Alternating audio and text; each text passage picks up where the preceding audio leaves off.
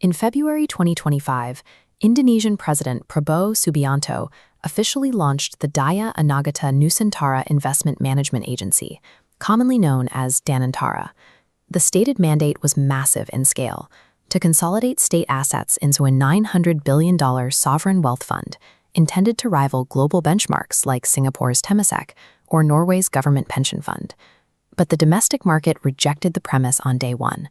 Reacting to the fund's aggressive capitalization strategy, the Jakarta Composite Index plummeted 7.1% intraday, triggering a trading halt unseen since the peak of the 2020 pandemic. The international verdict followed soon after. Moody's evaluated Danantara's investment arm and assigned it a Baa2 rating with a negative outlook. More importantly, the rating agency took the rare step of explicitly refusing to grant Danantara a baseline credit assessment, or BCA. A BCA is the standard metric used to measure the standalone financial health of a corporate entity. By withholding it, Moody's classified the fund strictly as a government-related entity. The global debt market looked at the books and concluded this institution has zero independent commercial viability. The fallout didn't stop at the fund's corporate boundary. Citing the off-budget financial risks created by Danantara's activities, Fitch revised the sovereign debt outlook of the entire Indonesian state down to negative. To understand why a sovereign wealth fund caused a sovereign credit downgrade, we have to reverse engineer its balance sheet. We will look at how the exact institution built to shield the nation's finances is the mechanism threatening to break them. Traditional sovereign wealth funds share one structural prerequisite: macroeconomic surplus. Norway built its fund on excess oil rents. Singapore built Temasek on accumulated trade surpluses. You build a vault when you have excess treasure to store.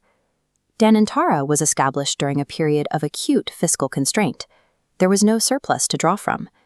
To generate the liquid capital required to launch the fund, the administration executed an aggressive reallocation of the existing national budget. They pulled money directly from domestic human capital, beginning with a severe 24% reduction in elementary education funding. This was paired with an 18.5% decrease in the national healthcare budget. Institutional investors track exactly where capital originates.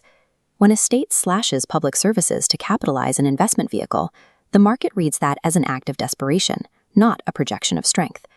This capitalization process revealed the fund's true function. It operates as a centralized state redistributor, stripping public resources to finance executive-directed projects. Danantara didn't create new capital. It cannibalized the foundation of the state to build the illusion of a surplus. Budget cuts only provided the seed capital. For long-term operations, Danantara's mandate is to capture and reinvest the consolidated dividends of Indonesia's largest state-owned enterprises. The primary cash engines designated in this portfolio are the National Electricity Utility, PLN, and the State Oil and Gas Corporation, Pertamina. But the math breaks down at the source. These strategic energy entities are not organically profitable. This diagram illustrates the circular capital loop. The government injects 374 trillion rupiah in annual subsidies to keep Pertamina and PLN solvent. Yet they're mandated to squeeze out 26.7 trillion in dividends to Danantara, which then drains into off-budget, quasi-fiscal liabilities. The capital absorbs the costs of highly political initiatives, like bailing out distressed state airlines or underwriting the capital-intensive construction of the new city, Nusantara. This creates a mathematical trap. If the government tries to enforce fiscal discipline and cuts energy subsidies, the net incomes of PLN and Pertamina evaporate, taking Danantara's liquid capital base down with them. If they continue the subsidies, it drains the central treasury, forcing the government to issue more sovereign debt just to fund Danantara's artificial profits. Danantara isn't capturing commercial surplus. It acts as a giant washing machine for state debt, masquerading as an investment vehicle. Running a capital recycling scheme of this magnitude usually triggers internal regulatory alarms. How did the state manage to silence them? The global benchmark for sovereign wealth fund governance is the Santiago principles. They require a strict, verifiable separation between operational management and political policymaking. Danantara was designed with the exact opposite logic.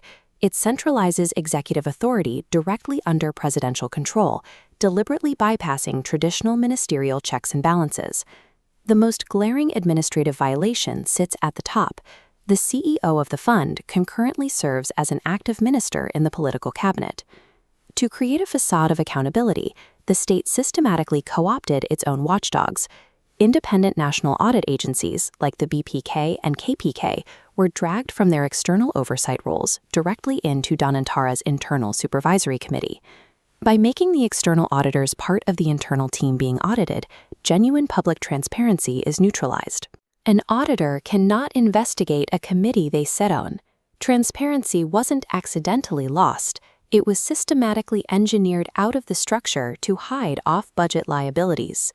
When Moody's analysts looked for independent commercial data to assess, they found an audit black hole, leaving them with no choice but to refuse a standalone credit assessment.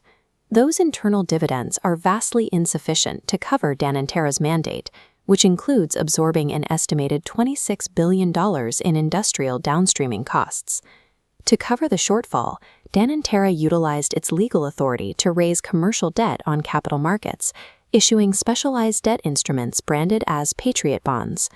The baseline rule of credit markets is simple. A newly established corporate entity with an unproven track record must pay a yield premium, a higher interest rate above the sovereign risk-free rate to attract capital. This yield curve graph reveals a glaring market anomaly. Standard government securities yield around 6%, yet Danantara's Patriot Bond offering priced its debt at a mere 2%. Look at this 4% gap. We call this the implicit political tax. This artificially depressed pricing wasn't achieved through competitive market dynamics. It was secured through political loyalty tests and backroom pressure applied directly to the domestic business elite, who purchased the bonds at a loss. While this secures cheap capital for the state fund, it inflicts deep structural damage. By absorbing massive volumes of domestic liquidity at suppressed rates, Danantara crowds out legitimate private corporate issuers, drying up available capital and driving up financing costs for the broader economy. The fund lowers its own borrowing costs only by strip mining the liquidity and efficiency of the country's private sector. Danantara is now attempting to scale this model internationally, launching a $5 billion global medium-term note program. This brings us back to Moody's government-related entity classification. The global market recognizes that because the fund has no independent commercial strength, the central government is the silent ultimate guarantor of all this debt. These massive quasi-fiscal liabilities are now quietly pooling just outside the visibility of the official central state budget.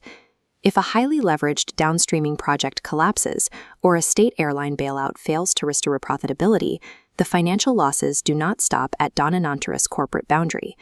Because of the GRE status, those corporate losses bypass traditional financial firewalls. They flow directly onto the sovereign balance sheet of the Republic of Indonesia. This precise chain reaction of contingent liabilities is exactly what triggered Fitch to downgrade the nation's sovereign debt outlook. All of this occurs as Indonesia stares down a fast-approaching debt wall of over 833 trillion rupiah in maturing government bonds, amidst a depreciating currency. Instead of providing a fiscal buffer against this debt wall, Danantara's permanent diversion of state enterprise dividends has reduced the central government's actual revenue by 0.4% of GDP. Capital markets cannot be fooled by changing the name on a ledger. Subsidized state debt recycled through a holding company remains sovereign debt.